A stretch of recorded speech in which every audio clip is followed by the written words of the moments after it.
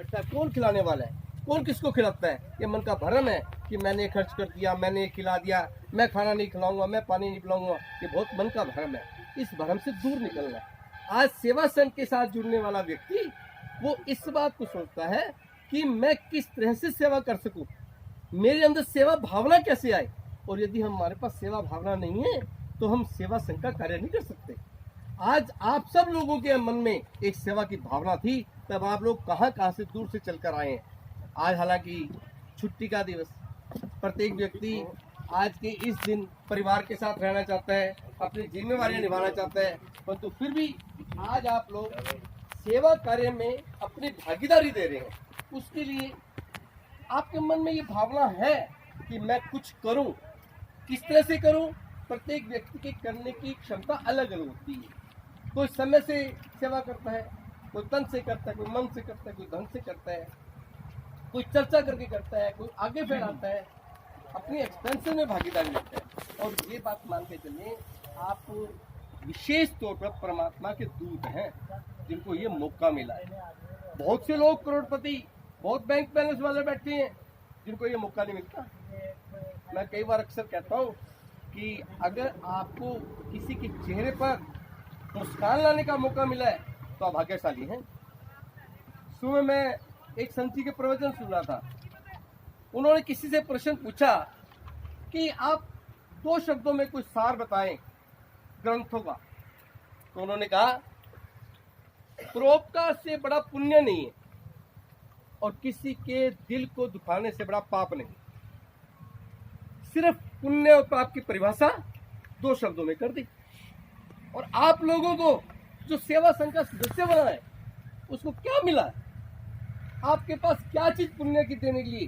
अरे परोपकार करने के लिए आप इकट्ठे हुए हैं, किसी का भला करने के लिए इकट्ठे हुए हैं, तो आपका तो पुण्य, इससे बड़ा पुण्य हो ही नहीं सकता कि आप सेवा संघ के सदस्य बनने में आपको ऊपर वाले से ये कृपा मिली है कि आप सेवा संघ के सदस्य बनकर किसी की सेवा कर सके।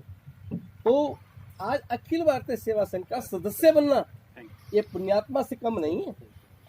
अगर आप इसका विशेष ध्यान चिंतन करके देखें कि अगर आप पूरे दिन में रात को सोती दफा देखना, जब आप सदस्य हैं तो आपके मन में क्या विचार आते हैं कि आज मैंने किसका भला किया, या कल मैं इसका भला करूं, कल मैं यार कंबल बांट कर आता हूं, कल मैं उस जंगल लंगर में जाऊंगा, कल मैं आई डोनेशन कैंप लगाते हैं, कोई ब्लड टेस्ट कैंप करवाते हैं, किसी को चश्मा वितरित करते हैं। ये ख्याल क्यों आते हैं?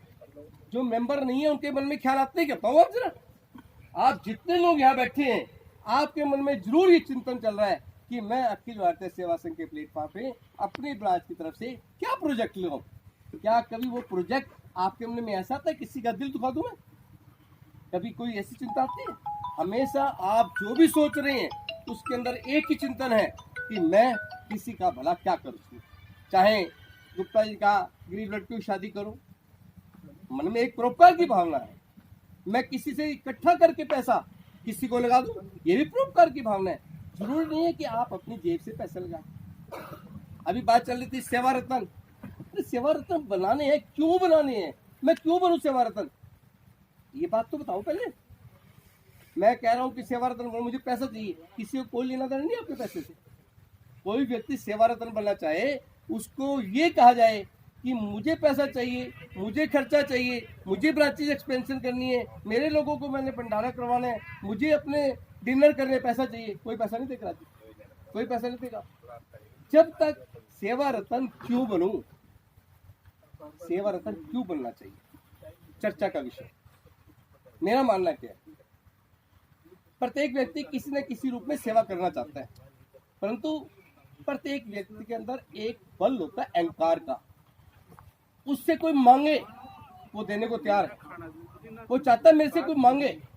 मैं जाकर कहता हूँ, भाई साहब एक हमने अखिल भारतीय सेवा संघ की तरफ से एक सेवा कार्य हमारे स्टेट के चलते रहते हैं, कहीं कोई प्रोजेक्ट लगाते हैं, कुछ सेवा कार्य करते हैं, उसके लिए हम एक आइडेंटिटी, एक कार्ड देते हैं, सेवा रत्न का एक लोगो देते हैं, हम आपको सेवा रत्न बनाते हैं। उसमें सिर्फ मात्र एक बार आप 11,000 रुपये देते हैं, तो वो पैसा आपका कहीं ना कहीं कॉर्पस फंड में या किसी न किसी परोपकार में लगना है। तो उसके मन में ये आती है कि मेरे से मांगना है ना, तो वो देने को तैयार होता है। और कभी भी 11,000 रुपया मांगने के लिए जाओगे ना, तो 21,000 कभी नहीं कहेगा 21,000 ले लो, वो 11,000 से। एक मनोवृत्ति है व्यक्ति, एक मन की उसकी भावना है कि जो मेरे से मांगा गया है उससे मैं थोड़ा सा कम आकलन करूँ, मैं थोड़ा सा कम कह दूँ, ज्यादा कभी नहीं करता। तो सेवा रतन क्यों बने वो हमें पता होना चाहिए। हम सेवा सदस्य अखिल भारतीय सेवा संघ का सेवा सदस्य बना रहे हैं, क्यों बने? हम लोग हर वक्त उस पैसे पर ध्यान देते हैं कि अखिल भारतीय सेवा संघ के 200 रुपये से ज्यादा फीस नहीं होनी चाहिए। एक होटल में जाऊंगा 1000 रुपये का बिल दिया हूँ मैं कहीं भी किसी क्लब में, मैं किसी डॉक्टर के पास फीस जाके किसी ने कम करवाई है? डॉक्टर ने कहा कि 2200 रुपये, वो कहता 2200 रुपये का पेटीएम करो, 2200 रुपये दे दो, वो वहां पर 2100 भी नहीं कहता। किसी कॉलेज में जाकर फीस कम होती है?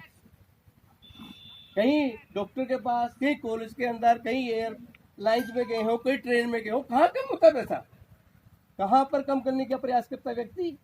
कि जहाँ कहीं दान धर्म स्वतंत्रता है ना, जहाँ कि हम स्वतंत्र रह दें या ना दें, वहाँ व्यक्ति ये चाहता है कि मैं कम से कम, और देना कहा जाता है जहाँ मेरा नाम हो जाए, मेरी जय जयकार हो जाए, मेरी तालियां बज जाएं और मेरे को मालाएं पहना दी जाएं, बात देना चाहते तो हम माला पहनाएंगे, हमें क्या दिक्कत है? उसकी व्यक्ति की उसकी कुछ इच्छा पूर्ति तो हम करें, हम क्यों ना करेंगे? अगर कोई व्यक्ति मुझे कहेगा कि 1 लाख का मुझे सेवा गौरव बना दो और सेवा गौरव के साथ मुझे सम्मान दे दो, दे देंगे, बहुत बढ़िया सम्मान करेंगे उनका। हम अधिवेशन के अंदर उनको बुलाएंगे, हो सकता है हम उनको गेस्ट ऑफ ऑनर, अध्यक्षता, मुख्य अतिथि, कुछ भी जो उसकी पूर्ति कर सके हम देने को तैयार है, हमें कोई इतराज नहीं है। हमारा बेसिक उद्देश्य होना चाहिए कि हम लोग जिससे पैसा लें वो ट्रांसपेरेंट। धवन जी ने बिल्कुल साफ सुथरी बात की है कि हमारा प्रत्येक 1 रुपया ट्रांसपेरेंट है। हमने यहाँ टीए बिल की बात की, 5 रुपये किलोमीटर फिक्स, कोई इशू नहीं, कोई किंतु परंतु नहीं। स्टेट के खर्चे क्या है, कलेक्शन कहाँ है, कॉर्पस फंड क्या है, सेवा सदस्य की फीस क्या है, सब चीज़ें ट्रांसपेरेंट हैं। हमारे कैशियर साहब बहुत सख्त है इस मामले में, और हम चाहते हैं कि ऐसे कैशियर ही रहें, सख्त रहें कि भाई पैसे पैसे का हिसाब किसी भी समय, कैश इन हैंड कितना है, बैंक बैलेंस कितना है, कितने लोगों को पैसे किसके आए किसके नहीं आए, किसी फ़ोन पर पूछ लो इनसे। तो इस तरह की जो ट्रांसपेरेंसी जहाँ होती है, जहाँ हर चीज़ सामने होती है, वहाँ मैं समझता हूँ कि ये जो संगठन है, यहाँ सारे बुद्धिजीवी लोग हैं, सब पैसे वाले, किसी को कोई कमी नहीं है। भगवान की कृपा इन सबके ऊपर, और भगवान की कृपा ना होती ना, तो जब व्यक्ति खुद भूख से लड़ रहा होता है तो सेवा क्या करेगा किसी, वो तो पहले खुद की सेवा करने के लिए लगता है। जब हम लोग संपन्न होते हैं तभी हमें ये परमात्मा मौका देता है कि आप सेवा के लिए निकलें, और सेवा करने की मन में प्रत्येक व्यक्ति को होती है। तो इसलिए साथियों, अभी जो सुझाव आया कि सेवा सदस्यता जो शुल्क हम स्टेट को, सेंटर को, जो हम लोग पहले 150 रुपया रखा हुआ था, अभी 200 का, 250 का, 300 का सुझाव आया। मैं आप लोगों से ये निवेदन करूँ, यदि मैं इसको आज, नया सेशन 1 अप्रैल से शुरू होगा हमारा, 1 अप्रैल 2021 से 31 मार्च तक, उसकी फीस अगर आप फाइनल करें तो 200 रुपये कर दो या 250 कर दो, 50 रुपए हर साल बढ़ा दिया करो। ये ऐसा नहीं, हर साल नहीं बढ़ेंगे। आज हम लोग, आप ये देखो कि 3 साल के बाद बढ़ा रहे हैं, ठीक है ना? तो आप ये देखो कि 200 करें या 250 करो, क्योंकि इसमें अब हम लोग नेशनल लेवल पे लेके जा रहे हैं ऑर्गेनाइजेशन को, तो इसको बाइफरकेट करना होगा हमें कि नेशनल का शेयर क्या जाएगा, स्टेट का क्या जाएगा। तो उसमें अगर आपको ज़्यादा लगता है तो 200 रुपये, क्यों डॉक्टर साहब क्या कहते हो? ये तो 150 रुपये बढ़ जाएगा।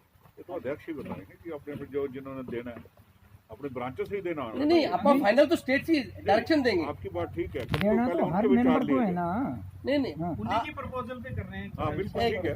150 प्लस तीनों अध्यक्ष आए हुए हैं, मेरे ख्याल 3-4 अध्यक्ष आए हुए हैं, उनसे सब नहीं, उन्होंने सुझाव दिया ना जी, कितना दिया है, सुझाव दिया है, सुझाव 200 का है, 250 का है, 300, तीनों सुझाव है। वही चारों अध्यक्ष बता देंगे सर, मैं तो ये कह रहा हूँ। चलो बताओ आपको जी, और ये राज्य बताएंगे, इनको ऑब्जेक्शन नहीं होना चाहिए, इनके खाते में तो जाने हैं।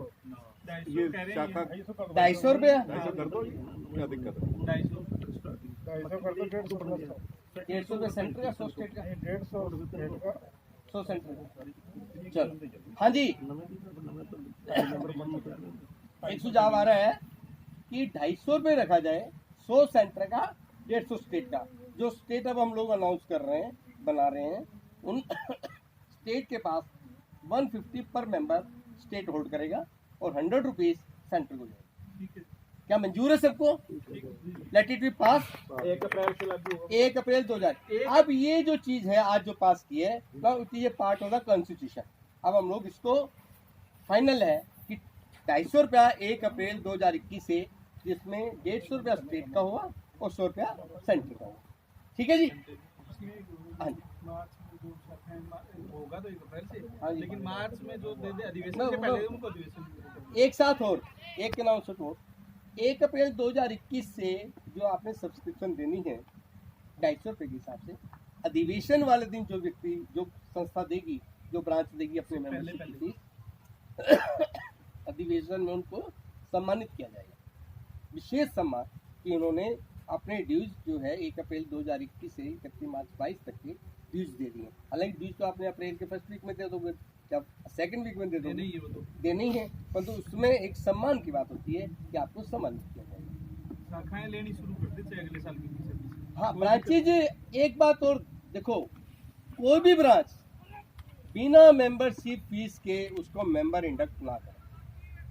हमारे पास जिस समय हम ब्रांच में जाते हैं, जो मेंबर होंगे, अगर उनकी फीस नहीं आई, हम आपसे चार्ज करेंगे, और वो मेंबर वहाँ नहीं होने चाहिए जिनकी फीस आपके पास नहीं आई। मान लीजिए हम लोग कई बार ब्रांच में जाते हैं, 40 मेंबर है, वहाँ मीटिंग में 40 लोग हैं, हमारे पास लिस्ट है 22 की। या तो उन्होंने पैसे लिए और हमें नहीं दिए, या उन्होंने लिए ही नहीं, तो ये दोनों ठीक नहीं है। आप पैसे लेकर ही उसको मेंबर इंडक्ट करें, पैसे लेके ही उसकी भागीदारी होनी चाहिए, क्योंकि जब तो मेंबरशिप नहीं देता तो मेंबर नहीं होना चाहिए। ये